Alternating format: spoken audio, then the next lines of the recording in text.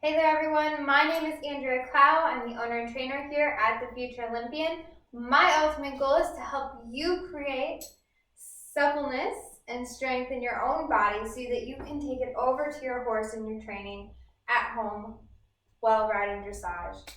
So today I want to look at how we can create a nice, supple, solid rotation in the core while staying grounded in our seat and having this balance that we are able to create while we're riding. So what you're going to need for this exercise is you're going to need your anchor for the door, a band. I buy these off from resistancebands.com. You can find them on Amazon as well. I just don't like the quality as much. But I like the thicker ones, and I know they're not going to break on me compared to the really narrow ones. So, and then you're going to need your exercise ball. So the first thing that we want to look at, and before we even pick up the bands, I want you to take a look at making sure you have a 90-degree angle of the legs. So you want the hips to be straight across. You want this nice 90-degree angle between the body, hips, and the knees. So we have these 90s, okay? Now the first one that we can do here is just by lifting up 1 foot at a time. So just creating about 1 to 2 inches of air between our feet.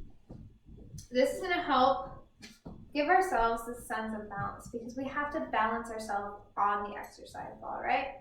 So, lift your foot up, lift your foot up. Create that balance. Sink your seat, kind of do a little pelvic tilt as you're doing this, and just lift that leg up.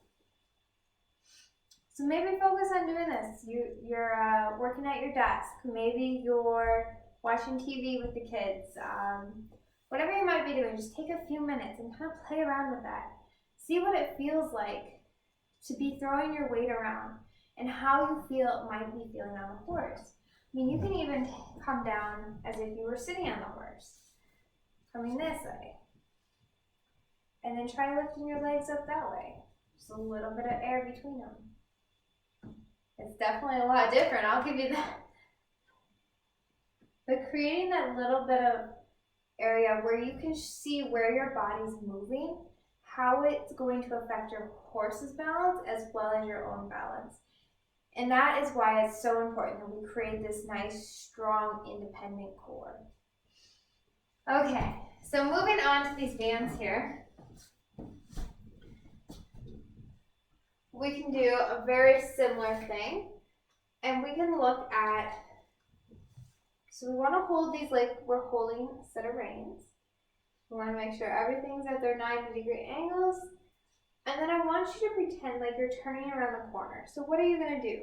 You're going to pull your arm back. You're going to look towards the hip on the horse. And then you're going to come back. Center yourself. And go the other way. Back look, touch the tip of their hip out of the corner of your eye. And pull that arm back. Same thing on the other side. So you're finding the tip of their hip out of the corner of your eye, and you're bringing the arm back.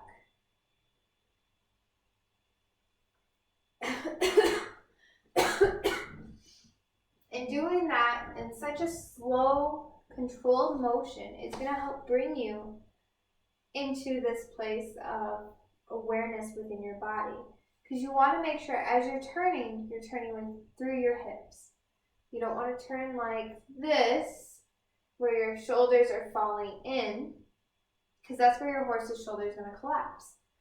You want to make sure that you're turning where your body is in good, perfect alignment through the spine. So a lot of times you see riders, they drop their shoulders down. Okay, let me show it this way. Drop your shoulders down. Even when you're doing like a leg yield, sometimes we drop our shoulders down just a little bit, but that's where our horses start to fall in because we're collapsing, so they're going to collapse. So making sure we're keeping our shoulders straight, we're directing our body and our energy in an alignment movement. I hope you like this video. If you would like to see more, please hit like, subscribe, and we'll see you all soon.